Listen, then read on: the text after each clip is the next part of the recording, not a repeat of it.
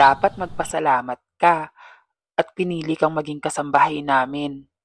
Mataray na sabi ng matandang ginang, si Senyora Dolores.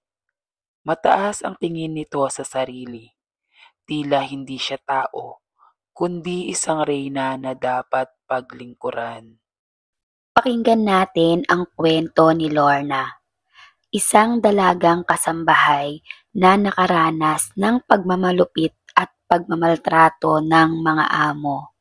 Hanggang saan aabot ang sakit na dinaranas ni Lorna?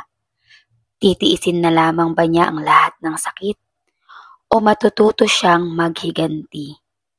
Bago po natin simulan ang kwento, huwag kalimutang mag-like at subscribe bilang suporta sa channel na ito. Sa isang malayong baryo, malapit sa gilid ng gubat, na tinatawag ng mga matatanda bilang puno ng kadiliman, may isang lumang mansyon na tila nilamon ng panahon. Ang mansyon ng pamilyang Santiago ay tahimik, ngunit sa loob nito'y nagkukubli ang mga lihim ng kalupitan. Sa ilalim ng sikat ng araw, isang payat na dalaga ang tahimik na tumayo sa harap ng mansyon. Siya si Lorna, bagong kasambahay ng pamilyang Santiago. Suot niya ang lumang bestida ng kanyang ina. May bahid ng pagod ang kanyang mukha at ang kanyang mga mata ay puno ng pangarap. Kahit alam niyang hindi magiging madali ang buhay sa lugar na ito. Mula sa unang araw ni Lorna sa mansyon, naranasan na niya ang panliliit. Pinaliit ang kanyang pagkain, pinagmamalupitan, at pinagtatawanan ng ibang kasambahay tuwing napapagalitan siya. Ngunit hindi siya umiimik.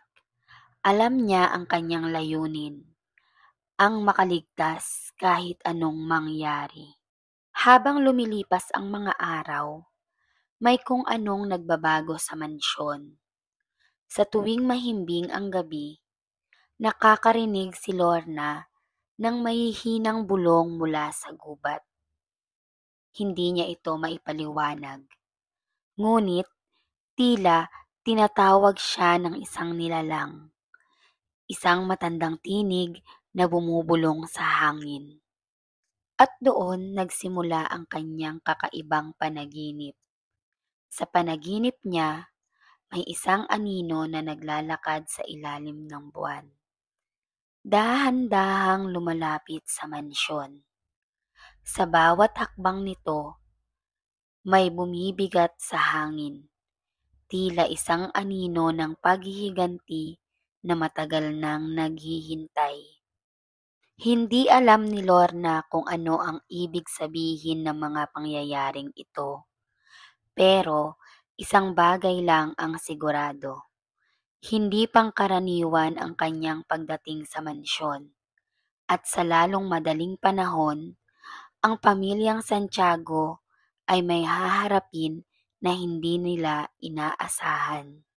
Dumaan ang mga linggo at ang pang-aapi kay Lorna ay patuloy na lumalala.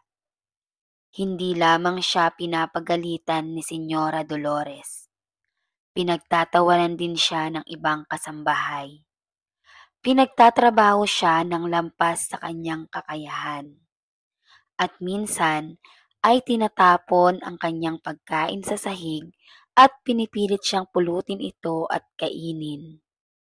Pero sa kabila ng kanyang pagdurusa, may isang bagay na nagsisimulang gumising sa kanyang kaluluwa. Tuwing hating gabi, sa tuwing ang buong mansyon ay tahimik at ang hangin ay malamig, naririnig ni Lorna ang mga bulong mula sa gubat. Hindi niya maipaliwanag kung paano ito nagsimula. Pero palagi niyang naririnig ang mababang tinig na tila nagmumula sa mga dahon, sa hangin at sa lupa. Kinilabutan siya sa simula. Pilit niyang iniwasan ang tinig. Pilit niyang itinulak palayo ang misteryong bumabalot sa kanya. Ngunit sa kaibuturan ng kanyang puso, alam niyang may bahagi ng sarili niyang nagising. Isang gabi, habang pinupunasan niya ang sahig ng mansyon, napansin niyang may isang matandang babae sa may pintuan. Hindi niya ito nakita noon. Isa itong estrangherang mukhang hindi kabilang sa mansyon. Ang matandang babae ay may malalim na tingin, kulubot ang balat, at may ngiting tila puno ng lihim. Malapit na ang oras, iha. Bulong nito bago tuluyang naglaho sa anino. Napapitlag si Lorna. Sino siya? Bakit tila alam ng matanda ang lihim na bumabalot sa kanya? Kinagabihan, nang mahimbing na ang lahat, muling narinig ni Lorna ang bulong sa hangin.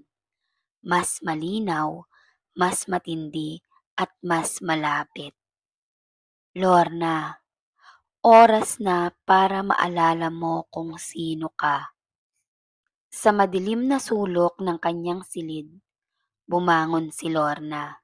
Lumapit sa bintana at tumingin sa gubat. Sa ilalim ng bilog na buwan, isang anino ang gumalaw sa ilalim ng punong matagal nang tinatawag ng mga matatanda bilang puno ng kadiliman. Dumaan ang isang iglap at sa kauna-unahang pagkakataon, naramdaman ni Lorna ang kakaibang init sa kanyang katawan. Isang puwersang bumabangon mula sa kailaliman ng kanyang dugo. Hindi niya pa alam kung ano ang mangyayari, pero alam niyang may isang bagay na hindi maiiwasan. At ang pamilyang Santiago, hindi pa nila alam ang papalapit na kapahamakan. Kinabukasan, gumising si Lorna na may kakaibang pakiramdam sa kanyang katawan. Parang may bumabangon sa loob niya. Isang bagay na matagal nang natutulog, ngayon ay unti-unting nagigising. Ang kanyang pangarap na makaligtas sa mansyon ay tila naglaho. Napalitan ito ng isang bagay na mas malalim at mas madilim. Habang naglalakad siya papunta sa kusina upang simulan ang kanyang trabaho, napansin niyang tahimik ang buong mansyon. Masyado itong tahimik, tila may nagbago sa hangin. Ang mga kasambahay ay hindi nagsasaya katulad ng dati. May ilan sa kanila ang mukhang balisa at ang iba ay hindi makatingin ng diretso kay Lorna. Napansin din niya ang kakaibang tingin ni Senyora Dolores. Sa unang pagkakataon, parang may alinlangan ang matanda. May narinig akong kakaiba kagabi, bulong ng isa sa mga kasambahay habang nag-aayos sa mesa. Parang may humahalakhak sa labas ng mansyon, pero hindi tao. Napatingin si Lorna sa bintana. Alam niyang may kaugnayan ang naririnig nilang iyon sa kanyang panaginip. Sa bulong ng hangin, sa anino sa ilalim ng puno, sa kakaibang init na bumalot sa kanyang katawan kagabi. Nang lumubog ang araw, nagdesisyon siyang bumalik sa gubat. Hindi na niya kaya ang kanyang mga tanong sa isip niya. Kailangan niyang malaman ang katotohanan. Sa ilalim ng mga punong matagal nang nakatayo sa baryo, huminto siya sa paanan ng puno ng kadiliman. Ang mga dahon nito ay gumagalaw ng mahina sa hangin at tila may kakaibang enerhiyang bumabalot sa buong paligid. Narito ka na, anak. Napapitlag si Lorna. Mula sa likod ng puno, lumabas ang matandang nakita niya noon nung isang gabi. Ang matandang may malalim na mata at mukhang puno ng lihim. "Anong ibig mong sabihin?" tanong niya na nanginginig ang boses. Ngumiti ang matanda. "Ikaw ay hindi isang ordinaryong tao, iha. Ang dugo mo, hindi mo pa alam kung anong meron dyan." Sa sandaling iyon, sumagi sa isip ni Lorna ang lahat ng kakaibang bagay na nangyari sa kanya. Ang kanyang panaginip, ang bulong sa hangin, ang kakaibang init sa kanyang katawan. "Ano ako?" Lumapit ang matanda. Inilapat ang kanyang kamay sa balikat ni Lorna. "Ikaw ay sinilang sa dalawang mundo, ngunit itinapon ka sa mundo ng mga mahihina. Ngunit ngayon, ikaw ay magbabalik at ikaw ay magiging kung sino ka dapat." Sa sandaling iyon, naramdaman ni Lorna ang matinding init sa kanyang katawan. Mas matindi kaysa dati, mas buhay, mas nagpapakawala ng isang puwersa na hindi kayang pigilan. At doon nagsimula ang kanyang pagbabago. Sa ilalim ng mahinang liwanag ng buwan, nakatayo si Lorna sa paanan ng puno ng kadiliman. Habang unti-unting bumabaha sa kanyang katawan ang kakaibang init na bumabalot sa kanya mula sa huling pagkikita nila ng matanda. Sa loob ng mansyon, patuloy ang pang-aapi sa kanya. Walang araw na lumilipas nang hindi siya pinagmamalupitan ni Senyora Dolores. Ngunit sa bawat sampal, sa bawat pang-iinsulto, nararamdaman niyang may bumabangon sa kanyang puso. May isang puwersang hindi niya paganap na nauunawaan. Isang paniningil ng matagal nang nakatadhana. Kinagabihan, bumalik siya sa gubat. Alam niyang hindi na niya kayang pigilan ang tawag na bumabalot sa kanyang pagkatao.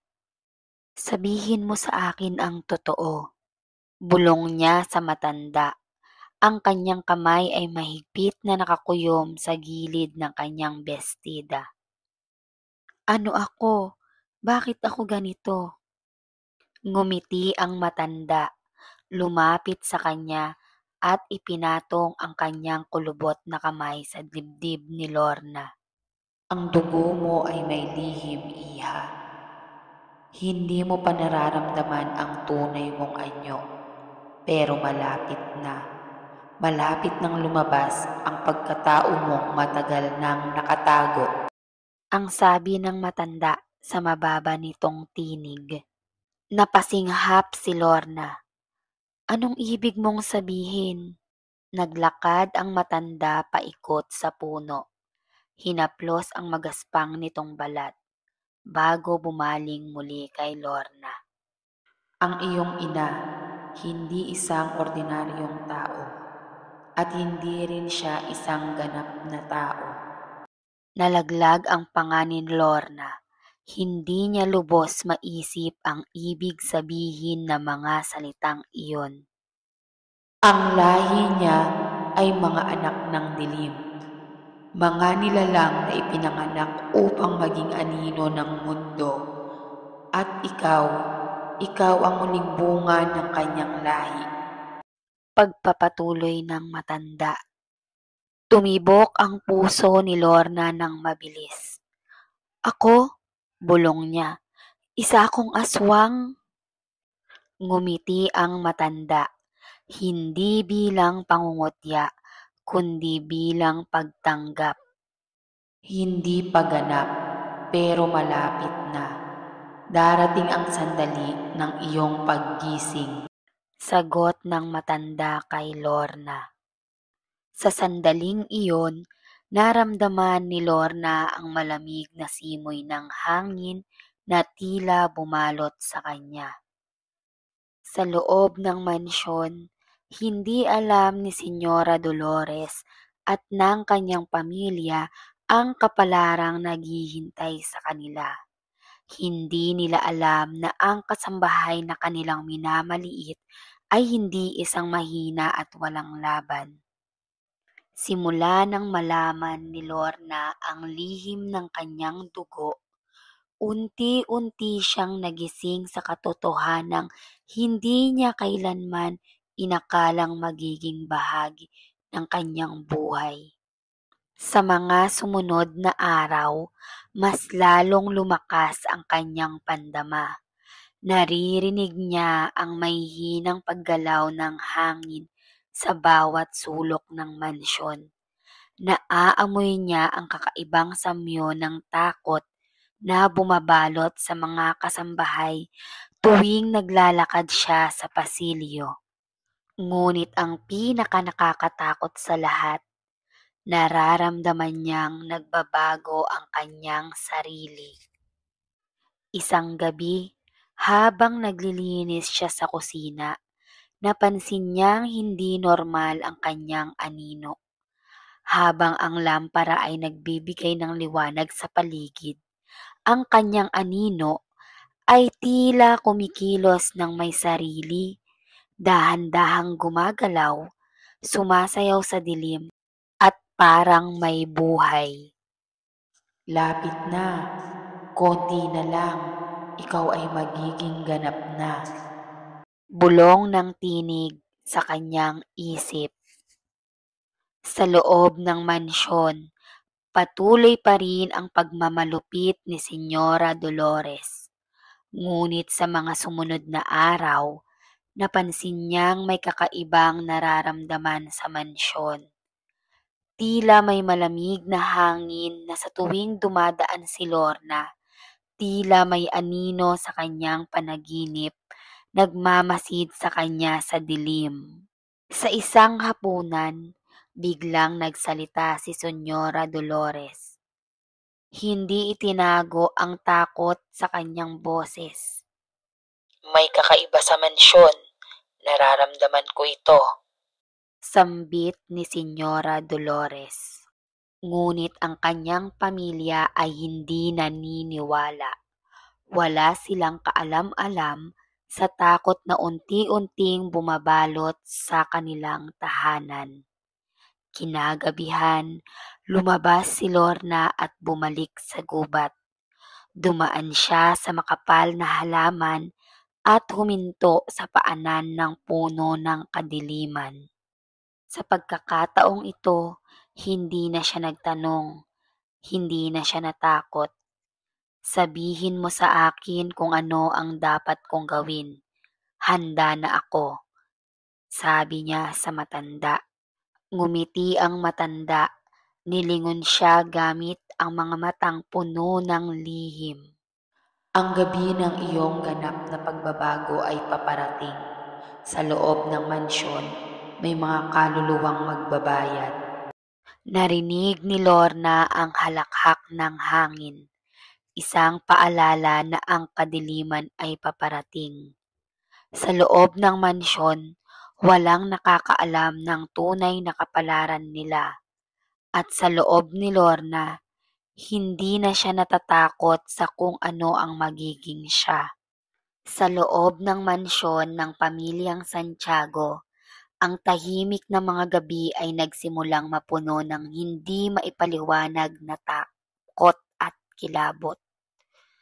Ang ibang kasambahay ay nagsabi na may naririnig silang mahihinang hagikhik sa dilim. Samantalang ang iba ay tila napapanaginipan ang isang anino na bumabalot sa kanilang silid. Si Senyora Dolores, bagamat hindi naniniwala sa mga alamat, ay nagsimulang makaramdam ng kakaibang takot. Nararamdaman kong may masamang nangyayari. May anino sa mansyon. May kakaibang hangin. Bulong niya sa kanyang anak na si Don Luis isang gabi. Ngunit pinagtawanan lang siya ng kanyang anak. Imagination mo lang yun, mama. Walang halimaw dito. Ngunit sa gabing iyon, may isang bagay na nagbago. habang si Lorna ay nag-iisa sa kanyang silid.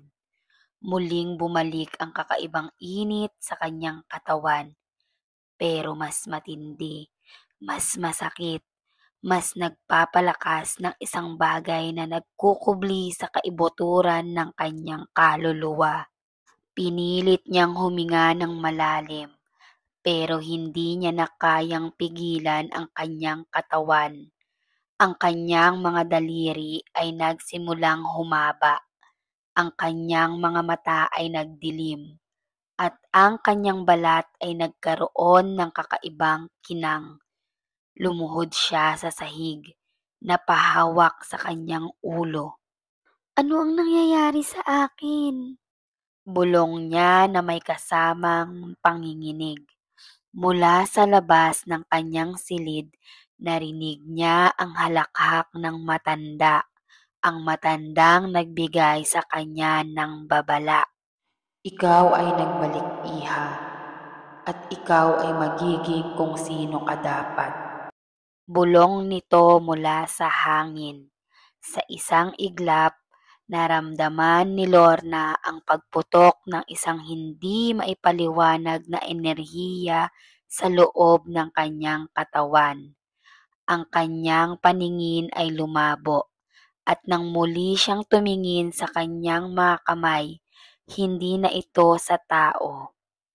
Sa gabing iyon, sa loob ng mansyon, isang halimaw ang nagsilang sa dilim, at ang pamilyang Santiago malapit nang maramdaman ang kanyang galit. Sa loob ng mansyon ng Santiago, ang gabi ay mas malamig kaysa sa dati. Ang mga kasambahay ay nagsimulang makaramdam ng kakaibang kilabot. Tila may hindi nakikitang anino na naglalakad sa pasilyo. May malamig na hangin na bumabalot sa kanilang mga katawan. Si Señora Dolores, na dating walang takot, ay unti-unting nagiging balisa. Sa kanyang panaginip, nakikita niya ang isang figura sa sulok ng kanyang silid. Isang nilalang na may matatalim na mata, mahahabang kuko, at isang ngiting puno ng lihim. Hindi niya alam kung imahinasyon lang ito, pero sa gabing ito, hindi na ito panaginip. Habang tahimik ang mansyon, lumabas si Lorna mula sa kanyang silid. Ang kanyang mata ay hindi tulad ng dati, mas madilim, mas mabangis. Ang kanyang katawan ay puno ng kakaibang enerhiya, at sa bawat hakbang niya sa pasilyo, naririnig niya ang mahihinang bulong sa hangin. Isa-isang bumukas ang mga pinto ng mansyon. Tila may sariling buhay. Ang mga kasambahay ay nagising sa malamig na hangin. Ang iba ay hindi makagalaw sa kanilang kama. May nararamdaman silang presensya sa kanilang paligid. Si Señora Dolores nagising sa isang sigaw. Sa kanyang bintana, nakita niya ang isang anino na nakatayo sa ilalim ng bilog ng buwan. Ang kanyang puso ay bumilis ang tibok. Ang kanyang katawan ay hindi makagalaw. Sino? Sino ka? Sino ka? Bakit ka nandito? Anong pakay mo? Mula sa dilim lumabas si Lorna, pero hindi na siya ang dating mahina at inaaping kasambahay. Ang kanyang anyo ay nagbago, at ang kanyang presensya ay mas malakas at mas matindi. "Ako ang sinaktan mo, ako ang minaliit mo, at ngayon, ako ang katapusan mo." Nang gabing iyon, sumigaw ang pamilyang Santiago. Isa-isang bumagsak ang mga ilaw ng mansyon. Isa-isang narinig ang malalakas na pagkaluskos. At ang hangin ay napuno ng halakhak ng isang nilalang na tila hindi tao. Sa pagsikat ng araw, natagpuan ang mansyon na nakatiwangwang. Walang buhay, walang ingay. At si Lorna naglakad palayo sa baryo, hindi na isang alipin, hindi na isang mahina. At sa huling pagkakataon, lumingon siya sa lumang tahanang minsang naging lugar ng kanyang paghihirap. Dumaan ang ilang linggo simula nang matuklasan ng baryo ang pagkawasak ng mansyon ng Santiago. Walang nakaligtas, walang makapagbigay ng paliwanag kung ano ang nangyari sa gabing iyon. Ang mga matatanda sa baryo ay nagbulungan tungkol sa alamat ng aswang na may isang nilalang ang bumalik upang maghiganti. Ngunit walang ebidensya, walang pruweba, kundi takot at haka-haka. Sa bawat gabi, may ilang nakakarinig ng mahihinang bulong sa hangin. May nagkukwento na sa tuwing lumalalim ang dilim, may anino sa paligid ng gubat na tila nagmamasid at nagbabantay. At si Lorna ay hindi na muling nakita. Ngunit isang gabi, sa gitna ng katahimikan sa baryo, isang matandang babae ang naglakad sa gitna ng daan. Ang parehong matanda na nakita ni Lorna sa paanan ng puno ng kadiliman. Ang katarungan ay naibigay na at ang anino ay patuloy na magbabantay. Mula sa di kalayuan, sa likod ng malalawak na puno, isang figura ang nakatayo. Hindi ganap na tao, hindi ganap na hayop. Ang kanyang mata ay kumikinang sa ilalim ng buwan. At sa bawat ihip ng hangin, ang kanyang anino ay hindi gumagalaw, tila isang nilalang na hindi na kailanman mawawala. Sa baryong iyon, alam nilang may isang aswang na nagbabantay sa kanila, hindi upang manakit, kundi upang tiyakin na walang muling mang-aapi sa mahihina. At mula noon, ang baryo ay nanatiling tahimik sapagkat alam nilang sa bawat dilim ng gabi may isang nilalang na hindi nila makikita pero hindi kailanman mawawala.